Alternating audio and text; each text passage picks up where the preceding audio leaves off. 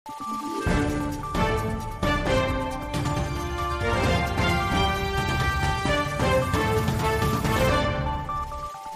araw, Pilipinas! Ito ang Valiente News hatid sa inyo ng Office of the Vice President.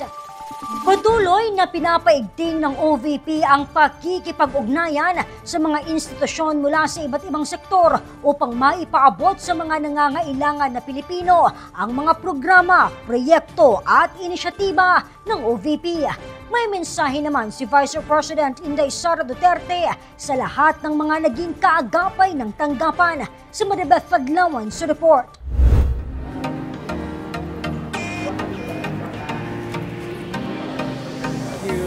The Vice President of the Republic of the Philippines. Naging kaagapay ng tanggapan ng pangalawang Pangulo sa patuloy na pagseserbisyo sa bayan ang mga individual, institusyon at korporasyon na naging daan upang mas mapalawak at mapadali ang paghatid ng tulong sa mga Pilipino sa usaping medikal, pampublikong transportasyon at marami pa.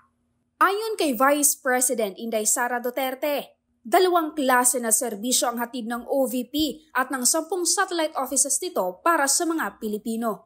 First, services that provide immediate help to citizens in distressing situations.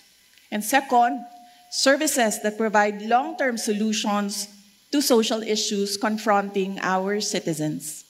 The first intervention supports people experiencing hunger, financial insecurity, medical crisis, and calamities. The second are initiatives that build the capacity of communities to address issues that impact their lives. Both initiatives aim to put Filipinos at the center of everything we do, where every Filipino has the opportunity to thrive and become participants in nation building. Here are our awardees. Noong Hunyo ng nakaraang taon, binigyan ng pagkilala ng tanggapan bilang pasasalamat ang bawat ospital, butika at lahat ng naging katuwang ng OVP. Inaasahan ng mga Pilipino na mananatili tayong tapat sa ating tungkulin sa kanila at sa ating bayan. Yan po ang hamon sa atin.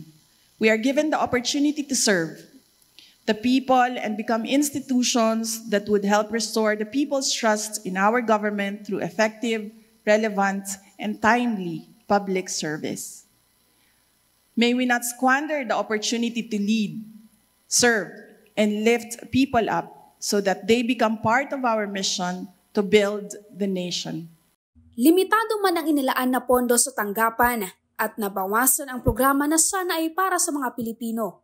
Saad ng OVP, patuloy na maglilingkod ang tanggapan ng buong katapatan sa bayan.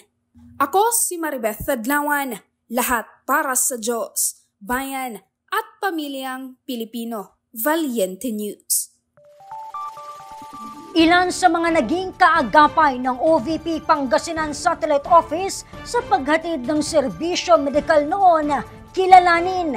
Yan at marami pang mga balita ang dapat abangan dito lamang sa Valiente News. Ako si Claudette Loreto para sa makabuluhan, naninindigan at matapang na mga ulat at impormasyon. Maraming salamat.